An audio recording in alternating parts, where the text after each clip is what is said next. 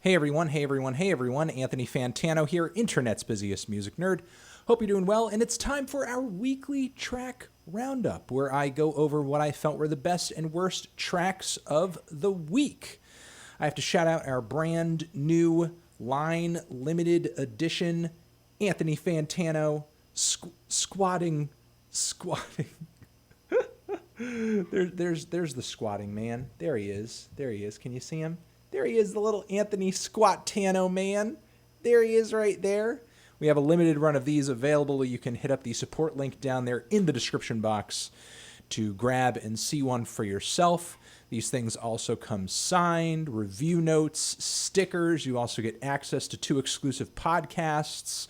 What About Death Grip's unique PR campaign, another more political podcast with the one and only Kyle Kalinske.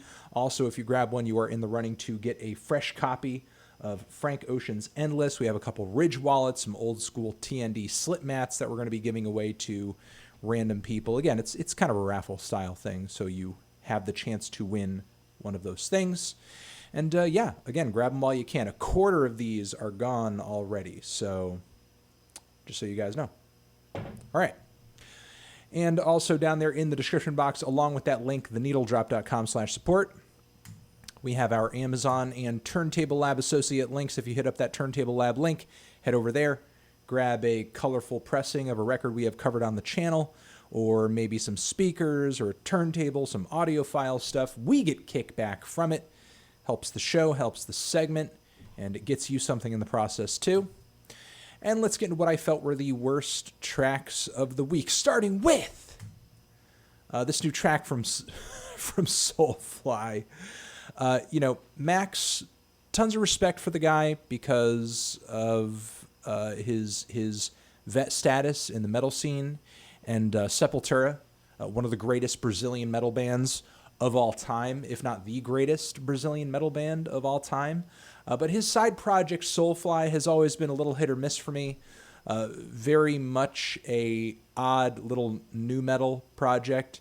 And this new album, or album single is what I want to say, which is titled Ritual, is just as primal, but also as basic and as overblown as many tracks from Soulfly over the years. You kind of have some very basic lyrics, some jump the fuck up riffs, and maybe the weirdest part of the song, that's the biggest turnoff of it, is that you kind of have this nu metal scatting all over it. Really the very thing that Jonathan Davis used to do on old Korn tracks, but now Soulfly is kind of trying their hand at it, and it's really just a mess. And I can't say I care for it all that much, but whatever. It's Soulfly, I guess. You probably know what you're getting into at this point with a Soulfly song. All right, after that, Russ comes out with another basic, boring, melodic, drab pop rap song with the song Serious. A new record on the way. Can't say I'm really looking forward to it, though. Greta Van Fleet has a new track, a new single that people have been talking about, When the Curtain Falls. Now, I've talked about this band before. I've had my critiques of their stuff, like many people have, in that they just maybe sound a little bit too much like Led Zeppelin a lot of the time. And while it seems like the musicianship has gotten better, it seems like the production has gotten better on their new material over here. I feel like they have spent that extra technical ability and that extra bit of studio magic on sounding even more like Led Zeppelin than they did before. It's like they're really just trying to become one with the band, and I guess I wish them all the luck in the world. Also in the worst track section, unfortunately, is this brand new scarlxrd track. While I have enjoyed some of the Lord's previous cuts and have thought his whole approach to the trap sound and aesthetic was pretty cool, at this point, he's just basically making really bad screamo over a trap beat. That's essentially what he's doing at this point. He's just kind of screaming his brains out really melodramatically with angsty and very, very trite lyrics, and it sounds just as bad as screamo that so obviously inspired this did 10 or 15 years ago. I mean, obviously, I'm not knocking all Screamo as a whole. There's a lot of great Screamo out there, but not really digging the approach he's taking on this track. And the band Bring Me the Horizon has a new track out. Mantra is the title, and yeah, it's okay. I mean, I do think the band has become a lot less obnoxious with their sound as of late, and has kind of toned down the very awful and lowest common denominator metalcore that they have been purveyors of for a long time. But it seems like they've settled into, instead, a very bland and overproduced alt metal sound with some fake woke lyrics, some very clean and generic male lead vocals, and I don't know, just some tight, very dime a dozen mainstream metal production that kind of died out with time when this sound in metal used to rule the radio. It no longer does. And I feel like it disappeared for a reason, and for whatever reason, the band is just kind of continuing its unnecessarily prolonged existence with this new single over here. So moving on from there, Tekashi 6ix9ine has a awful new single out titled BEBE with Anuel AA. It is a Latin pop slash reggaeton blend. The instrumental and Anuel's vocals on the track are not bad, but 6ix9ine's very nasally auto-tuned singing voice is absolute garbage and ruins a good chunk of the song. Maybe this track will get quite a bit of play in Latin pop circles, and maybe it will bring more people who aren't typically into that style into that sound. Both of those things are fine. Both of those things are good things. But really, I think 6ix9ine's performance is awful and maybe could have been better. I mean, I don't really know if he had the ability to make it any better than he did. So I don't know if I could really say that definitively. But I'll just leave it at it being bad. All right, let's get into the tracks I thought were meh. Not terrible, but not amazing either. But certainly worth pointing to your attention. New single slash track from 21 Pilots, My Blood. They have dropped quite a few tracks from this forthcoming album already. I did a little track review for this very song on my other channel, Fantano, youtube.com/Fantano, and I thought it was pretty good. I mean, there were some elements of the lyrics that I thought were a little stereotypical for 21 Pilots, and the intro was a little boring, but I thought the disco-infused hook, the kind of moody and groovy bass lines and drums on the verses were quite nice. Again, it sort of sounds like 21 Pilots are getting slightly darker and more mature in comparison with their recent material. It's not blowing me away, but I do think it's a nice change of pace and is making their music a lot more palatable to me than it has been in the past. Moving on from there, the Mr. Mark Kozlek is what I want to say, under the Sun Kill Moon name, has a new record on the way, new song out titled Linda Blair. A little on the fence with it, though I was pretty on the fence with some of the material that preceded his last full-length album, and some of it did grow on me. Maybe this track will do the same. Linda Blair, truth be told, is a lot to take in one sitting. Mark is still very much writing these long-winded slice-of-life songs, but Linda Blair is easily one of the weirdest that he has dropped so far, in that he makes these direct references to Linda Blair in The Exorcist, and there are multiple moments, and of course this is a descriptive moment on the track where he's trying to tell a story. He kind of mimics the sound of Linda Blair, like gurgling, like vomit in the movie. If I remember the direct scene reference correctly, I may not, but still the effect of that sound is there. Again, multiple times in the track, which, again, it does add quite a bit of character to the song. It has been one of the more unique experiences, I guess, I've had listening to a Sun Kill Moon track, and that Mark really does kind of go above and beyond with his lyrics, his descriptions, his mouth noises, and everything. The one thing that does kind of turn me off about the track is that again, I was just hoping for a bit more of a direct structure here, and the guitars I found to be very odd. Describing them is really an impossibility for me right now. I have no idea why. They're just very strange and persistently weird to the point where I find them kind of distracting away from what Mark is doing vocally and musically with his story and with his voice. It just kind of felt like an odd pairing.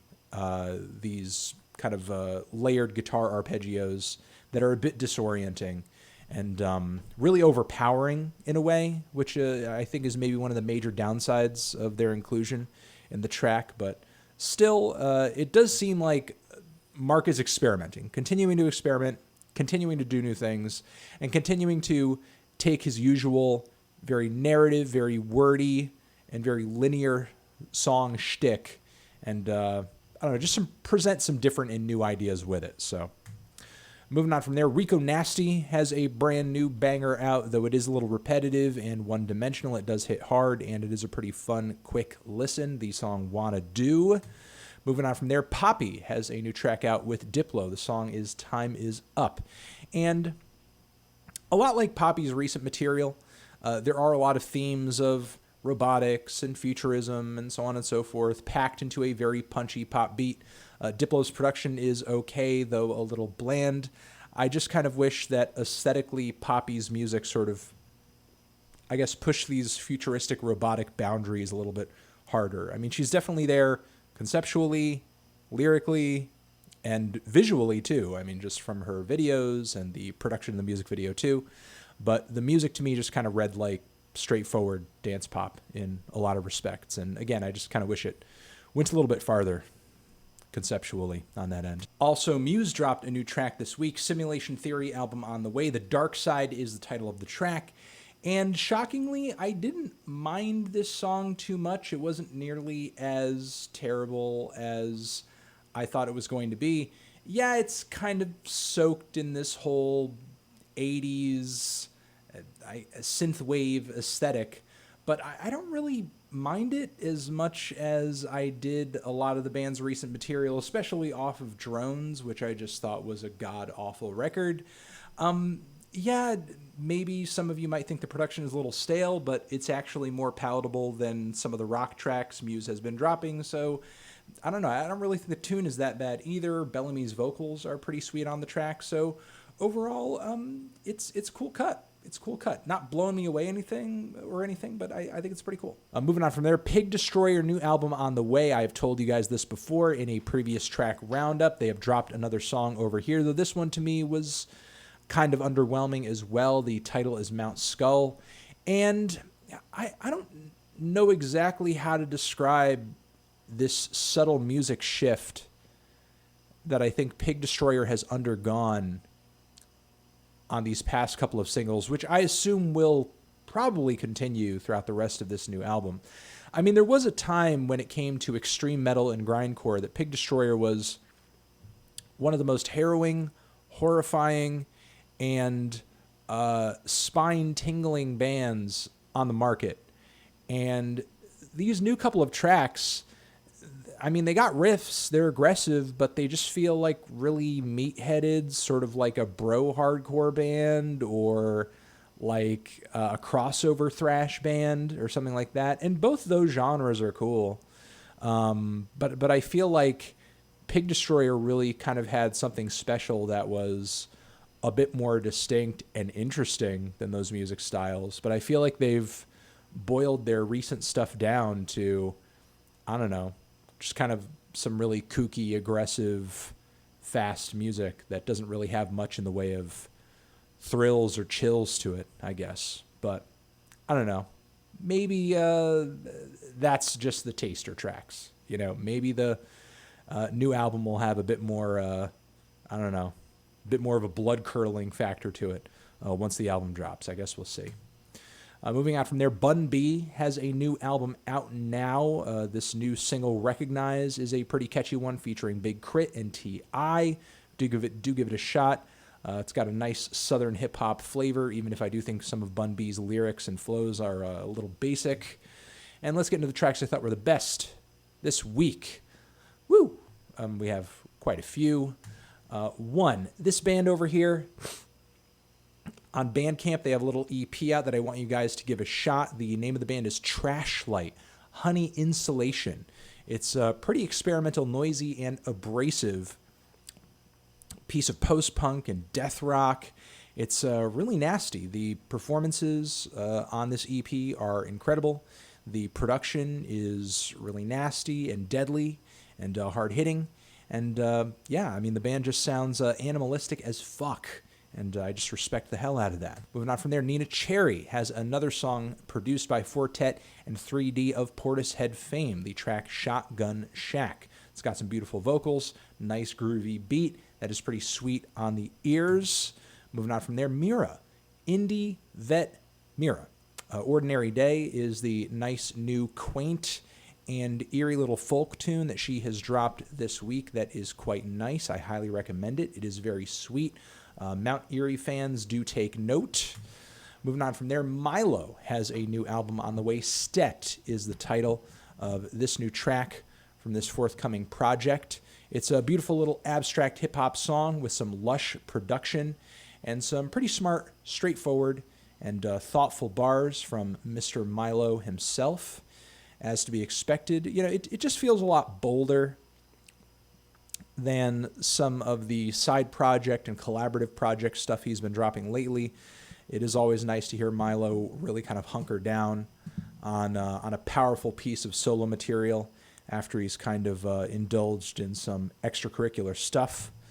Moving on from there, Mick Jenkins dropped a song like very, very early this week. It was like just before or after I dropped the last weekly track roundup that I noticed it. And yeah, super lyrical, hard-hitting, great production, great performance, great vocal and flow delivery on this track. So really digging what Mick is doing here, hoping he can kind of get it together on a new album, as I thought his last full-length LP was a little all over the place and pretty underwhelming. Didn't have quite as much bite as this track over here does, so it is nice to hear Mick with some fire in his belly once again. Moving on from there, Laura Jane Grace of Against Me fame, under the name Laura Jane Grace and the Devouring Mothers, has this new track, Apocalypse Now and Later, and it is a rowdy, wild, socially charged, obviously, piece of folk rock with a nice kind of abrasive, somewhat lo-fi production. And yeah, this is actually the most exciting I have found her songwriting to be in a long time. You know, even under the Against Me name. The last few records really kind of underwhelmed me. This track, though, hit hard and I thought was pretty incredible. So do not miss out on this one. It's a good solid piece of punky and melodic folk rock. Moving on from there, shout out to the band Kitten, who are continuing to drop singles with a very bright, shiny, dramatic, and emotionally potent kind of 80s pop and rock edge to it. These songs that I'm referencing here are Secrets and Mercury, digging where the band is going on this new batch of tracks. And I want to give a shout out to this death metal band over here titled Grievous. That's the name of the band over there. Inert is the name of their new song. They have a new record out. Hit it up on Bandcamp. And yeah, it's a nice technical, multifaceted, heavy, sour, dark, despondent piece of experimental death metal with, I don't know, just some really interesting guitar passages and some very brutal vocals. I'm kind of liking the dark and tortured atmosphere the band brings without going, I guess, overly abrasive. You know, I do like some abrasive death metal, but it seems like while the band's music is harsh and it is deadly, it feels like to me that their focus is more on creating a supremely dark and I guess almost like an occult atmosphere, as opposed to just kind of sounding like, I don't know, a really gruesome B horror movie or something like that. Next, Clipping have a new track out titled Stab Him in the Throat, which is a part of the Rick and Morty universe in that it's going to be featured on the forthcoming Rick and Morty soundtrack. And it sounds just as experimental and nasty and catchy as many great clipping songs do. And I think that has been the weekly track roundup, everybody. Again, limited time only. Our Squat the Knee, Squat Tano, Squat jars are here. They're limited. Grab one while you can. All that extra stuff that I said that you guys could get earlier in the raffle. And on top of that, the signature, the stickers, the review notes, the exclusive podcasts also come with it. Supports the show, supports the segment, supports the channel, and you get something out of it too. Thank you very much to anybody who does grab them and has grabbed them. I'm going to be packing what has been bought of them so far this week. And again, that's it. That link and the Amazon link, the Turntable Lab link, and all of the songs that I have mentioned in this video down below. Yeah, I'll catch you guys in the next one. Anthony Fantano, weekly track roundup forever.